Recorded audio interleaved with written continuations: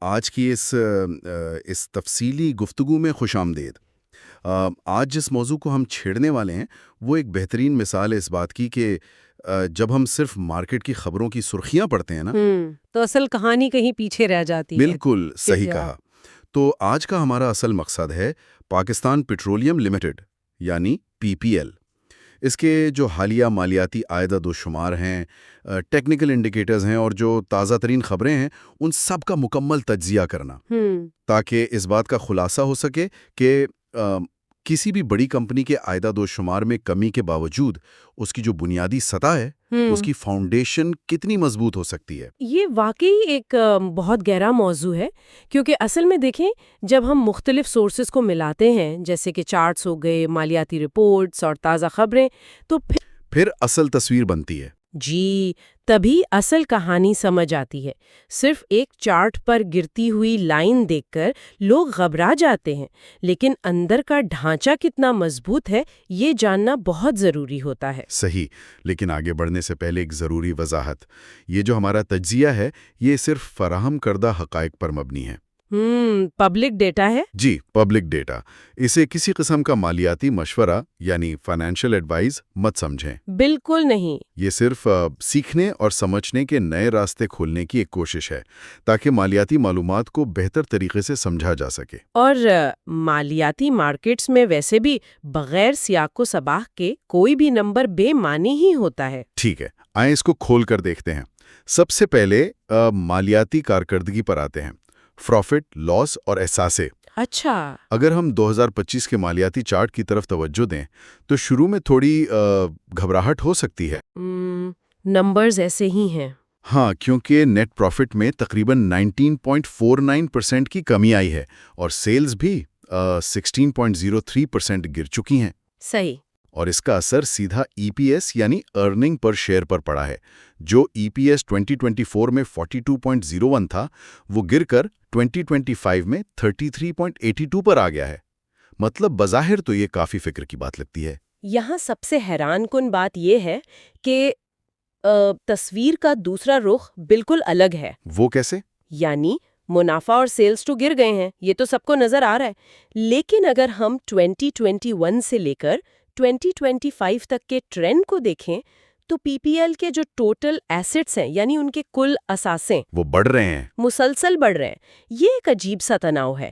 ایک طرف روزمرہ کا منافع کم ہو رہا ہے، لیکن کمپنی کی مجموعی مالیت اور ان کے اثاثے لگاتار اوپر جا رہے ہیں۔ یہ تو واقعی غور طلب بات ہے۔ یعنی سیلز گر رہی ہیں لیکن ایسٹس بڑھ رہے ہیں۔ اس کو سمجھنے کے لیے تو بیلنس شیٹ کے اندر جانا پڑے گا۔ بالکل، اور اس کا جواب بیلنس شیٹ کی مضبوطی میں ہی چھپا ہے۔ اگر ہم نمبرز کو دیکھیں تو کمپنی کی ٹوٹل ایکوٹی اس وقت 705 کروڑ 83,35,310 روپے ہے۔ باپ رے، یہ تو بہت بڑی رقم ہے۔ جی، اور اس کے مقابلے میں اگر ہم لائبلٹیز کو دیکھیں، یعنی جو واجب الادا قرضے ہیں، وہ صرف 144 کروڑ 86,08,047 ہیں۔ اچھا، یعنی قرضے بہت کم ہیں۔ بہت کم۔ اس کا سیدھا سا مطلب یہ ہے کہ ان کا ایکوٹی ٹو ایسٹس ریشو 76.13% بنتا ہے۔ 76.13%؟ جی، اور کارپوریٹ دنیا میں اس کا مطلب ہے کہ یہ انتہائی مضبوط بنیادوں کی نشاندہی کرتا ہے۔ کمپنی اپنے احساسوں کی خود مالک ہے۔ اگر اس کو ایک بہت آسان مثال سے سمجھایا جائے نا، تو یہ ایسے ہی ہے جیسے کسی عام شخص کی آمدنی میں اس سال تھوڑی کمی آ گئی ہو۔ صحیح۔ لیکن اس شخص کا بینک بیلنس اور اس کی جائیداد میں لگاتار اضافہ ہو رہا ہو، یعنی جیب میں آنے والا کیش شاید تھوڑا کم ہوا ہو، لیکن اس کی مجموعی جو دولت ہے وہ مسلسل بڑھ رہی ہو۔ بہت خوبصورتی سے آپ نے اسے واضح کیا۔ یہی وجہ ہے کہ فائنانس کی دنیا میں صرف ایک سال کی سیلز دیکھ کر فیصلہ نہیں کیا جا سکتا۔ صحیح۔ اور اگر آمدنی اور منافع بخشی کی مزید تفصیلات میں جائیں، یعنی ایفیشنسی اور مارجنز کی بات کریں، تو وہاں بھی حقیقت کافی دلچسپ ہے۔ مارجنز کی حقیقت کو دیکھنا یہاں ضروری ہے۔ ہاں، کیونکہ گراس پروفٹ مارجن جو 2024 میں 65.58% تھا، وہ 2025 میں تھوڑا کم ہو کر 62.59% رہ گیا ہے۔ لیکن پھر بھی 62% سے اوپر ہے۔ بالکل، اور آپریٹنگ پروفٹ مارجن اس وقت 58.49% ہے، یعنی تمام آپریشنز کے خرچے نکالنے کے بعد بھی منافع اچھا خاصا ہے۔ صحیح۔ اور اس کے ساتھ ساتھ ریٹرن آن ایکویٹی یعنی ROE 13.04% ہے اور ریٹرن آن ایسٹس ROA 10.03% درج کیا گیا ہے۔ تو بنیادی بزنس میں تو بہت جان لگ رہی ہے۔ اگر ہم اسے بڑی تصویر کے ساتھ جوڑیں نا تو منافع کمانا ایک چیز ہے، لیکن اس منافع کو ایکچوئل کیش میں تبدیل کرنا ایک بالکل الگ مرحلہ ہوتا ہے۔ ہاں، کیش فلو۔ جی، کیش فلو کی رکاوٹ یہاں ایک اہم نقطہ ہے۔ اور یہاں تو واقعی حیران کن اعداد و شمار سامنے آئے ہیں۔ اگر ایفیشنسی کی بات کریں تو ورکنگ کیپٹل ڈیز 2024 میں 255 دن تھے، جو کہ پہلے ہی زیادہ ہیں۔ ہاں، اور اب 2025 میں یہ بڑھ کر 465 دن ہو گئے ہیں۔ باپ رے!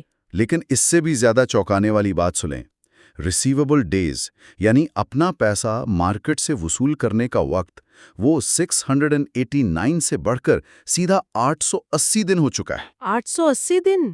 یعنی 2.5 سال جو تیل آج بیچا جا رہا ہے اس کے پیسے 2.5 سال بعد ملیں گے۔ یہ تو کسی بھی بزنس کے لیے ایک بہت بڑی رکاوٹ لگتی ہے۔ یہ واقعی بہت فکر کی بات ہے۔ 880 دن لگ جانا کیش وصول کرنے میں، یہ لیکوڈیٹی کو ختم کر سکتا ہے۔ لیکن یہاں پھر وہی بیلنس شیٹ کی مضبوطی کام آتی ہے۔ وہ کیسے؟ کرنٹ ریشو دیکھیں، وہ 4.81 ہے۔ اچھا، اس کا مطلب ہے کہ ان کے پاس وقتی طور پر لیکوڈیٹی موجود ہے۔ ان کے پاس اپنے قرضوں سے تقریباً 5 گنا زیادہ ایسی آسیاں ہیں جو کیش میں تبدیل ہو سکتی ہیں۔ یعنی پیسہ پھنسا ضرور ہوا ہے لیکن ان کے پاس اپنا گزارا چلانے اور آپریشنز کو برقرار رکھنے کے لیے بیک اپ پورا ہے۔ بالکل، لیکوڈیٹی ہے، لیکن مارکیٹ سے پیسہ نکلوانے میں اتنا لمبا وقت لگنا، یہ ایسی چیز ہے جس پر لازمی دھیان دینا ضروری ہے۔ لیکن اب یہاں ایک اور ٹوسٹ آتا ہے۔ ان سب کمیوں اور دیریوں کے باوجود سرمایہ کار کے فوائد یعنی ڈیویڈنڈز کی بات کریں تو وہ خوشی کی خبر ہے۔ ہاں، یہ ایک کافی انٹرسٹنگ پالیسی ہے ان کی۔ پی پی ایل نے 2025 میں ڈیویڈنڈ پر شیئر بڑھا کر 7.5 روپے کر دیا ہے، جو کہ 2024 میں صرف 6 روپے تھا۔ یعنی منافع گرنے کے باوجود ڈیویڈنڈ بڑھا دیا؟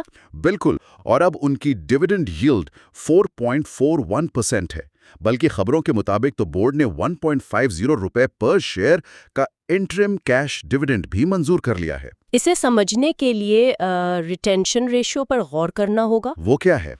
ریٹینشن ریشو اس وقت 77.82% ہے۔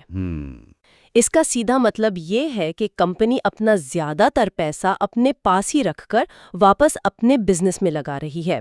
تقریباً 78% پیسہ وہ روک رہے ہیں۔ اچھا، یعنی وہ کیش کو ری انویسٹ کر رہے ہیں اور اس چھوٹے حصے میں سے بھی انویسٹرز کو خوش رکھنے کے لیے ڈیویڈنڈز بڑھا دیے۔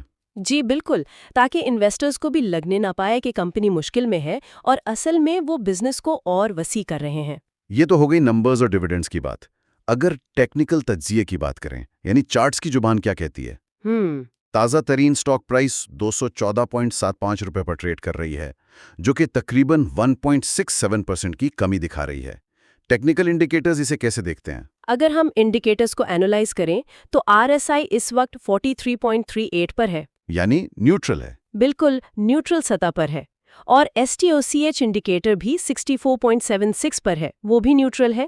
ان دونوں سے لگتا ہے کہ مارکیٹ میں کوئی شدید خرید و فروخت کا دباؤ نہیں ہے۔ صحیح۔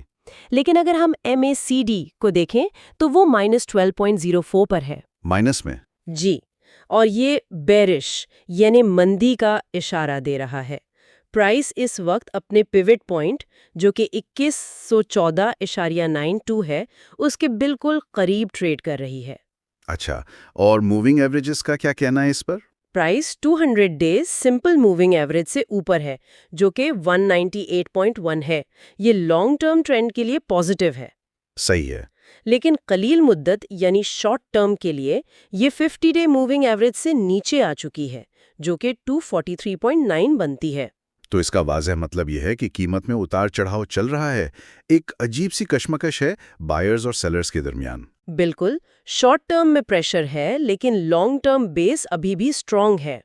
یہاں آ کے بات واقعی بہت دلچسپ ہو جاتی ہے، کیونکہ جب ہم خبروں اور مستقبل کے منصوبوں پر نظر ڈالتے ہیں تو لگتا ہے کمپنی رکی نہیں ہے، مسلسل نئی خبروں کی سرخیاں آ رہی ہیں، خاص طور پر نئی دریافتیں۔ اوہ، ان دریافتوں کی لسٹ تو واقعی لمبی ہے۔ جی، بہت لمبی۔ میں ان تمام نئے پروجیکٹس کو گنواتی ہوں جو سورسز میں شامل ہیں۔ سب سے پہلے تو سجاول میں ہائیڈرو کاربن ریزروز کی نئی دریافت ہوئی ہے۔ سجاول میں، ٹھیک؟ اس کے بعد سندھ کے مردان فیلڈ میں گیس کی دریافت ہوئی، صحیح۔ اور اس کے اگلے ہی قدم پہ تلنج میں گیس دریافت کی گئی۔ یعنی بیک ٹو بیک ڈسکوریز ہو رہی ہیں۔ جی، اور بات یہیں ختم نہیں ہوتی۔ او جی ڈی سی ایل کے ساتھ مل کر کوہاٹ اور سانگھر میں تیل اور گیس کی انتہائی اہم دریافتیں سامنے آئی ہیں۔ او جی ڈی سی ایل کے ساتھ پارٹنرشپ کافی پرانی اور سٹرونگ ہے ان کی۔ بالکل، اور اب پی پی ایل اور او جی ڈی سی ایل مل کر مزید 2 نئے ایکسپلوریشن بلاکس میں ڈرلنگ بھی کرنے والے ہیں۔ یہ کوئی معمولی پیمانے کا کام نہیں ہے۔ اس کا مطلب ہے وہ جو 77.82% پیسہ ریٹین کر رہے تھے وہ یہاں استعمال ہو رہا ہے نئی دریافتوں پر۔ صحیح پکڑا آپ نے، یہی وہاں ان کی ریٹینشن ریشو کا اصل مقصد ہے۔ اور اس کے علاوہ ایک اہم سرخی یہ بھی تھی کہ P P L produces 14 Q A paper 2MC۔ بظاہر ٹیکنیکل لائن لگتی ہے، لیکن یہ ظاہر کرتی ہے کہ ان کا نظام اور سموتھ سپلائی کو یقینی بنانے کی کوشش کتنی متحرک ہے۔ اسموتھ آپریشنز بھی تو ایک کامیاب بزنس کی نشانی ہوتے ہیں نا؟ بالکل، اور اس کے ساتھ ہی سماجی ذمہ داری یعنی CSR کو بھی نہیں بھولے۔ خبروں کے مطابق پی پی ایل نے ایک انڈاؤمنٹ فنڈ کو 100 ملین روپے دیے ہیں، جو اس بات کو ظاہر کرتا ہے کہ کارپوریٹ ذمہ داریاں بھی پوری شدت سے نبھائی جا رہی ہیں۔ ایک ذمہ دار کارپوریٹ سٹیزن کی طرح بیہیو کرنا، خاص طور پر آئل اینڈ گیس سیکٹر میں، یہ ان کے پبلک اور گورنمنٹ ریلیشنز کے لیے بہت فائدہ مند ہوتا ہے۔ صحیح۔ تو اگر ان ساری خبروں کو اس پہلی خبر کے ساتھ جوڑ دیں جہاں Q3 FY24 کی ارننگز میں کمی کی بات ہوئی تھی، تو سب سمجھ آنے لگتا ہے۔ ہاں، دیکھیں، نیٹ پروفٹ میں کمی کے باوجود اتنی ساری نئی دریافتیں ہو رہی ہیں۔ یہ اصل میں کمپنی کی ہیوی انویسٹمنٹس اور مستقبل کی بنیاد ہے۔ یعنی منافع کا کم ہونا دراصل نقصان نہیں ہے، بلکہ وہ پیسہ زمین میں نئی ایکسپلوریشن پر لگ رہا ہے۔ ایگزیکٹلی، وہ شارٹ ٹرم پروفٹ کا لاس لے کر لانگ ٹرم ایسٹس کو بڑھا رہے ہیں۔ تو ان سب کا آخر مطلب کیا ہے؟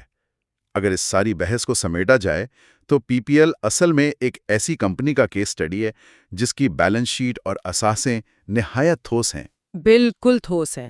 مسلسل نئی دریافتیں ہو رہی ہیں، سرمایہ کاروں کو ڈویڈنڈز کی شکل میں فائدہ مل رہا ہے، تاہم موجودہ سال میں نیٹ پروفٹ کی کمی اور کیش وصول کرنے کی رفتار میں سستی، جو کہ 880 دن تک چلی گئی ہے، یہ اس تصویر کا دوسرا رخ ہے۔ اور یہ دوسرا رخ کافی خطرناک بھی ہو سکتا ہے۔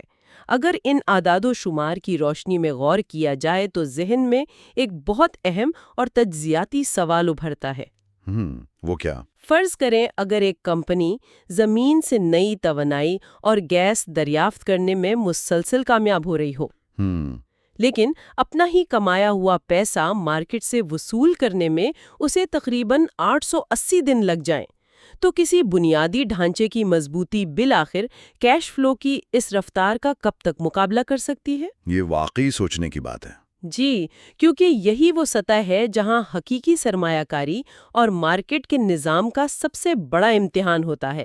اثاثے بناتے جانا اچھی بات ہے، لیکن جب تک کیش سرکولیشن تیز نہیں ہوتی، ایک پوائنٹ پر آ کر یہ پورا سائیکل رک بھی تو سکتا ہے نا۔ صحیح کہا۔ کاغذ پر اربوں کے اثاثے ہونا الگ بات ہے، اور بینک اکاؤنٹ میں روزمرہ آنے والا کیش الگ چیز ہے۔ یہ کشمکش اصل میں سمیٹتی ہے آج کے اس گہرے تجزیے کو۔ امید ہے اس سے مارکیٹ کو دیکھنے کا نیا زاویہ ملا ہوگا۔